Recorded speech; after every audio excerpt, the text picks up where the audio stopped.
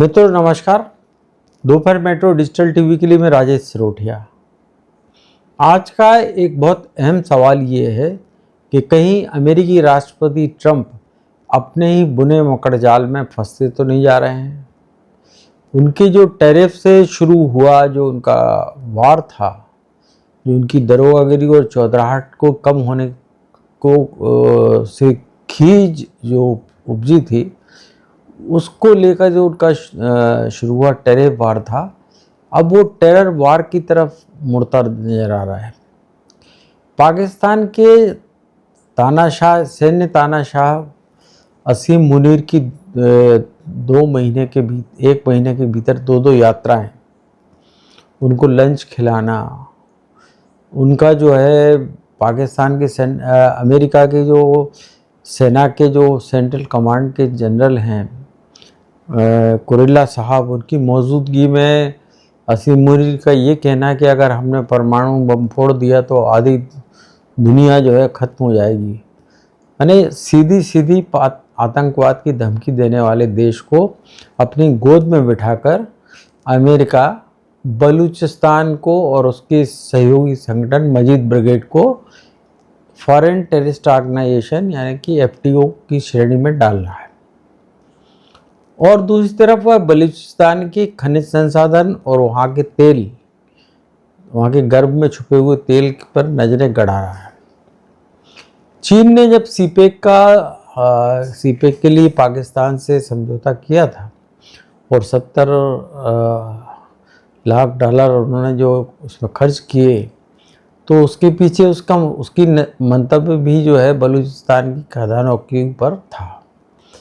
ग्वादर का एयरपोर्ट तो उसको व्यापारिक हित साधन के लिए और बहुत तेल की आयात से लेकर जो है सारे व्यापार अपना सामान भेजने में जो खर्चा उसको आता है, जो प्रशांत महासागर से होकर जाता था, उसमें सब में उसको सहूलियत होने वाली थी। लेकिन अब अमेरिका पाकिस्तान ने चीन से सारे भारी भरकम कर्ज लेकर सीपेक कॉरिडोर को आगे बढ़ाया और अब दूसरी तरफ वो अमेरिका को गोद में बिठा रहा है। माने सांप और नेवले को दोनों को एक साथ रखना अपने आप में एक जो कला है जो असीम मुनीर दिखा रहे हैं, वो ट्रंप को मकड़जाल में फंसता हुआ दिखा भी रहे हैं। ट्रंप जो सोच रहे हैं कि हम बहुत अच्छे कदम उठा रहे हैं, जिससे दुनिया में सारी चीज़ें बदल जाएंगी और अमेरिका की बादशाहत न केवल बरकरार रहेगी बल्कि और बढ़ जाएगी। ये उनका भ्रमजाल अब टूटता दिख रहा है। बहुत सामान्य सी बात है। अगर हम फरीद जकारिया जैसे राजनीतिक टिप्पणीकार की बात को माने कि अगर 2023 में खुद अमेरिका ने रूस यूक्रेन युद्ध के बाद तेल की कीमतों पर अंकुश रखने के लिए भारत को रूस से तेल खरीदने की सलाह दी थी, तो उसके पीछे उसका एक गणित था कि कहीं अंतर्राष्ट्रीय बाजार में क्रूड ऑयल की कीमत नहीं बढ़ जाए, जिससे कि न कि सिर्फ अमेरिका बल्कि पूरे विश्व के देशों की अर्थव्यवस्था गड़बड़ाने का खतरा था। और वो तेल सस्ते दरों पर खरीदने से रूस को नुकसान जो हो रहा है, उससे तो अमेरिका को खुश हो जाना चाहिए था इससे। लेकिन चीन भारत से ज़्यादा तेल रूस से आयात कर रहा है और भारत भी कर रहा है, और ना चीन रूस से तेल आयात रोकने वाला है, ना भारत रोकने वाला है और ना तुर्की जैसा देश रोकने वाला है। तो अमेरिका को न जाने क्या हुआ, वो नोबेल पुरस्कार के चक्कर में ट्रंप ने जो है भारत के जो मध्यस्थता की बात नकारने से इतना खींचे कि वो टेरिफ वार से अब वो टेरर वार की तरफ मुड़ गए। उन्होंने असीम मुनीर को अपनी गोद में बिठा दिया और असीम मुनीर जो है अमेरिका की गोद में बैठ के आधी दुनिया को तबाह करने की धमकी दे रहे हैं। यानी आतंक का इससे बड़ा स्वरूप क्या हो सकता है? उनको उसके सामने बलूचिस्तान लिबरेशन आर्मी और मजीद ब्रिगेड बड़ी लगती है। ये वही अमेरिका है जिसने इराक में रासायनिक हथियार होने के संदेह में पूरे इराक को बर्बाद कर दिया, जिसने ईरान के परमाणु कार्यक्रम को जो है परमाणु बम बनाने के संदेह के आधार पर इजराइल को ईरान पर हमले की छूट दे दी। और न सिर्फ छूट दी बल्कि खुद भी हमले करके ईरान के परमाणु प्रतिष्ठानों को खात्मा करने का उन्होंने दावा किया, जो बाद में झूठा भी निकला, क्योंकि ईरान ने बहुत पहले ही अपने जो है परमाणु कार्यक्रम जो चल रहा था यूरेनियम संवर्धन का, वो उसको जो है जो परमाणु ऊर्जा बनाने का अधिकार तो सबको है और 20% तक यूरेनियम अगर संवर्धित हो तो परमाणु ऊर्जा बन सकती है। लेकिन जो एक संगठन है जो कि परमाणु यूरेनियम के परमाणु बम बनाने के मामले में निगरानी रखता है, उसका मानना था कि 60% तक संवर्धन ईरान कर चुका है, ऐसी उसने आशंका जताई थी। कोई उसके पास पुख्ता सबूत नहीं थे, जबकि परमाणु बम बनाने के लिए 90% की जरूरत होती है। तो आपने एक तरफ तो ये कर दिया, दूसरी तरफ जो घोषित रूप तौर पर परमाणु संपन्न देश है पाकिस्तान, वो आधी दुनिया को तबाह करने की बात कर रहा है परमाणु बम के जरिए। वो पाकिस्तान उस पर चुप्पी साधे बैठा है, अमेरिका उस पर चुप्पी साधे बैठा है, ट्रंप कुछ नहीं कह रहे हैं। उनके सैन्य जनरल जो है कुरेला साहब जो है वो शांत बैठे हुए हैं। आखिर ये कौन सी दोहरी नीति है इनकी? आप सोचिए जरा इस बात को कि 4 अगस्त को जो तालिबानी सरकार है अफ़गानिस्तान की, उसके विदेश मंत्री आमिर मुत्ताकी साहब का जो दौरा होने वाला था पाकिस्तान में, और उसके पहले पाकिस्तान के उप प्रधानमंत्री और विदेश मामलों को देखने वाले मंत्री इशाक डार 25 अप्रैल को पहली दौरा कर चुके थे। भारत के अफ़गानिस्तान से रिश्ते कितने अच्छे हैं आपको पता ही है कि 20 साल में भारत उसको 25,000 करोड़ से ज़्यादा की मदद कर चुका है। तो इधर अमेरिका को चिंता सता रही थी कि तालिबान के चीन से संबंध गहरा रहे हैं, पाकिस्तान और अफ़गानिस्तान के बीच में जो है दूरियां कम हो रही हैं, संबंधों में मधुरता आ रही है, और इन सब चीज़ों के बीच वो पाकिस्तान को अपने पाले में लाने के लिए कुछ भी जतन करने के लिए तैयार खड़ा हो गया। उसने इस बात की बहुत देर बाद उसको समझ में आई कि अगर रूस, चीन और भारत मिलकर एक साथ अगर आ गए, एक मंच पर आ गए, तो अमेरिका का जो टैरिफ ट्रिक जो है, ट्रंप की जो टैरिफ ट्रिक है, वो धरी धरी रह जाएगी। और उसका सबूत हमें सामने देखने को मिल गया जब मंगलवार को 90 दिन के जो अवधि थी चीन पर टैरिफ लगाने की, 100% टैरिफ लगाने की, उसको उन्होंने 90 दिन और बढ़ा दिया। जाहिर है कि पाकिस्तान को गले लगाकर भारत को नीचे दिखाने के फेर में चीन से पंगा लेने और चीन, रूस और भारत की गठजोड़ बनने की आशंका मात्र से घबराए ट्रंप ने चीन के सामने घुटने टेक दिए, पाकिस्तान को गोद में ले लिया और भारत उनके सामने झुकने को तैयार नहीं है।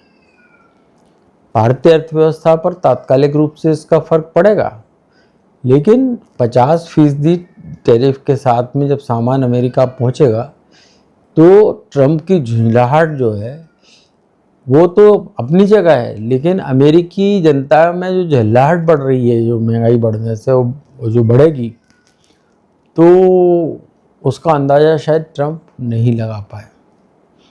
और अमेरिका ने केवल भारत ही नहीं 70 देशों पर ये किया है।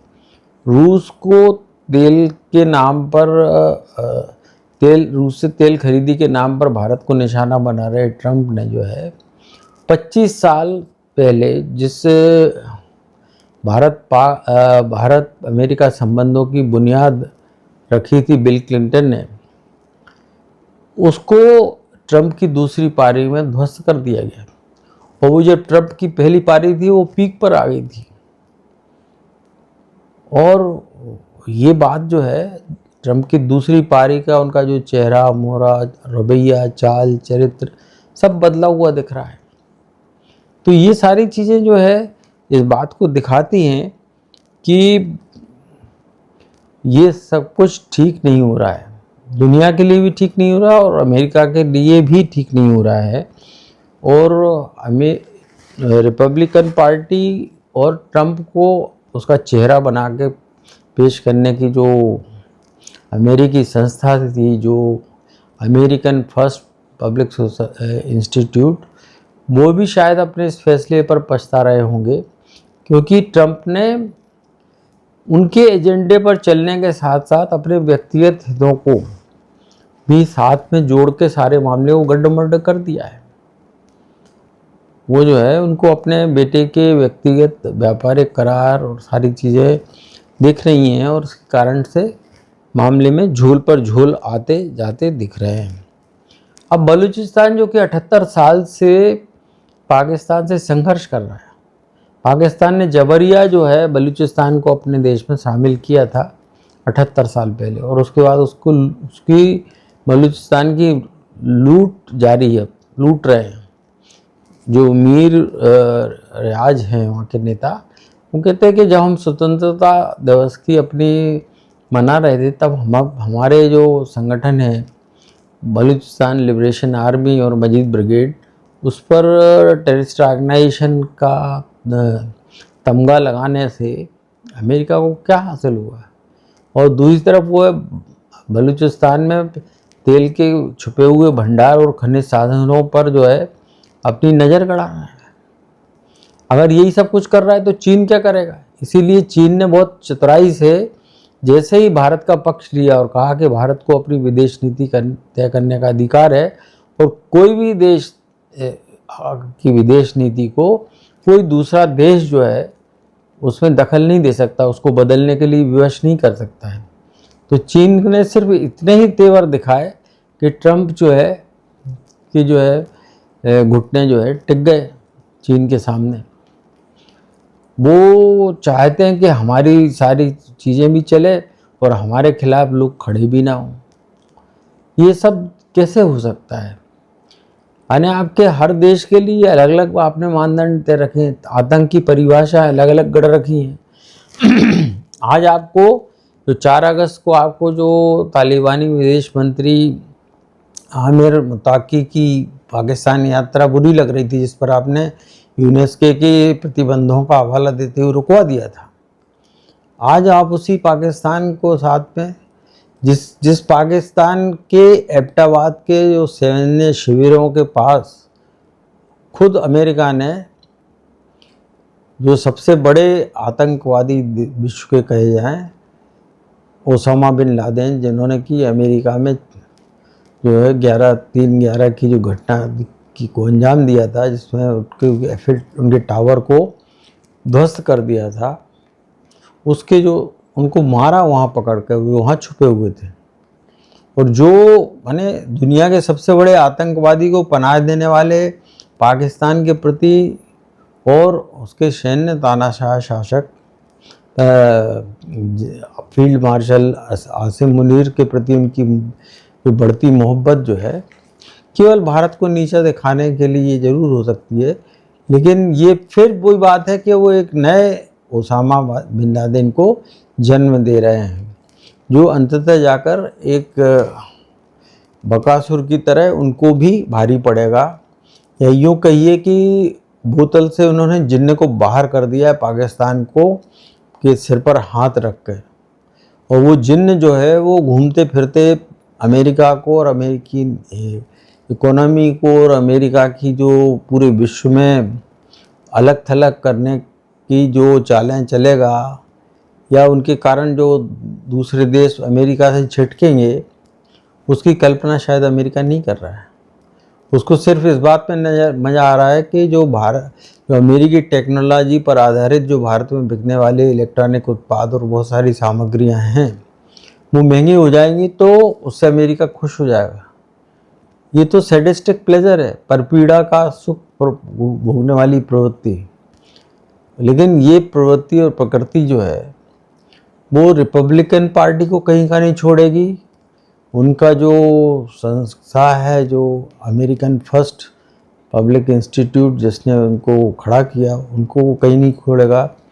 और बहुत सारी मामले जो है ना, इनको जो लोकतंत्र के विश्व सबसे पुराने लोकतंत्र के देश होने का जो दम्भ भरती थी अमेरिका, उसको तानाशाह के मुखिया के रूप में उसकी छवि को गढ़ देना, ये ट्रंप ने कर दिया है।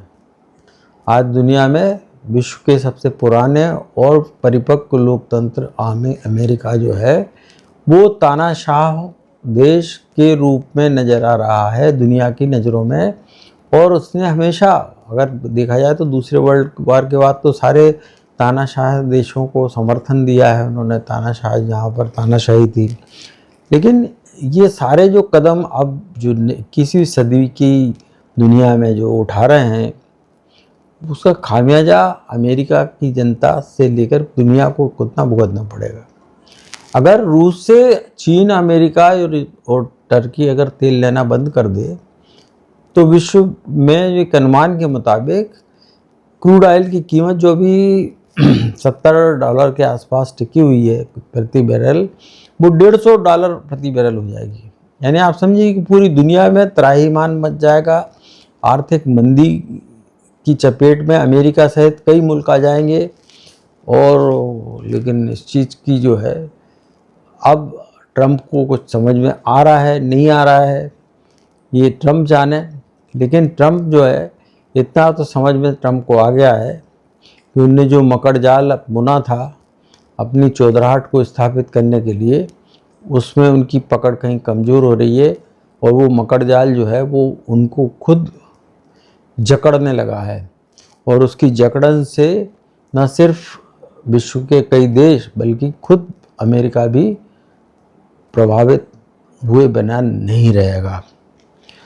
भारत के उच्चायुक्त जो विक्रम दोराईस्वामी ने साफ कर दिया है कि रूस से हम 6.8 अरब डॉलर का कारोबार करते हैं रूस और भारत के बीच में, जो कि अगर भारतीय मुद्रा में देखा जाए तो 5 करोड़ 90 लाख करोड़ 5 करोड़ 90 हज़ार करोड़ रुपए के बराबर होता है। तो वो जो है सिर्फ अमेरिका के कहने पर अपनी अर्थव्यवस्था को तो गर्त में नहीं पहुंचा सकता है।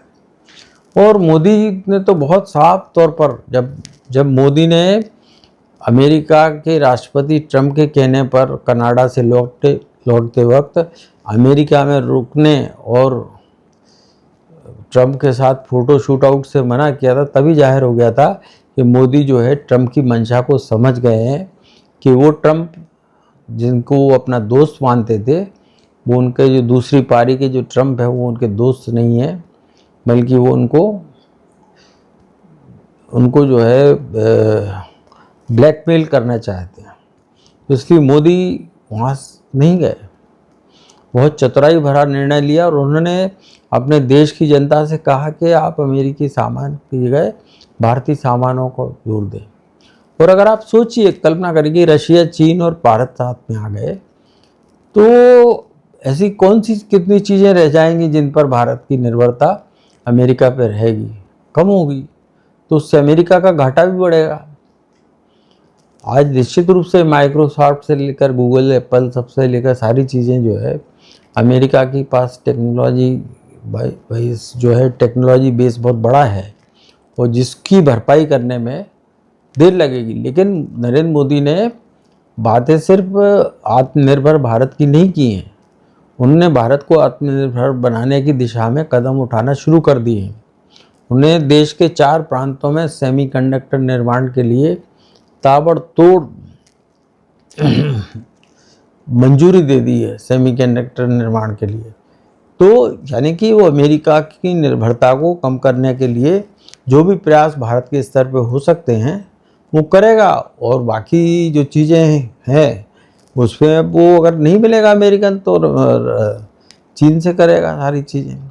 और अमेरिका को ये बात समझ में आ गई कि ये पाकिस्तान और इसे छोटी छोटी क्षुद्र राजनीति में फंसना उसके लिए कितना घातक साबित हो सकता है। वो इस बात से जाहिर हो जाता है कि चीन के सामने उसने 90 दिन और टैरिफ लगाने की जो मोहलत थी उसको और बढ़ा दिया है। तो ये सारी चीज़ें जो है इस बात को साबित करती हैं कि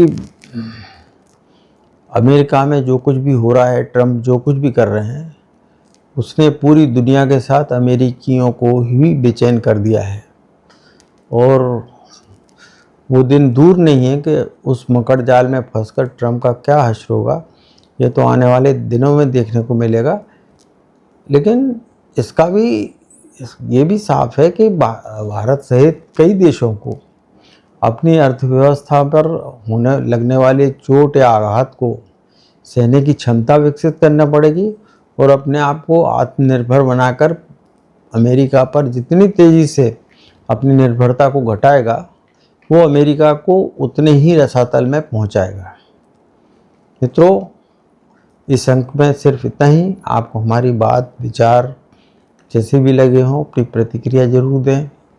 और अगर हमें हमारा चैनल अच्छा लगता है आपको, तो इसे कृपया लाइक करें, शेयर करें, सब्सक्राइब करें और हमसे जुड़े रहें। और अगले मुद्दे पर, अगले अंक में, अगले मुद्दे के साथ फिर तैयार रहें सुनने के लिए। हमें नमस्कार।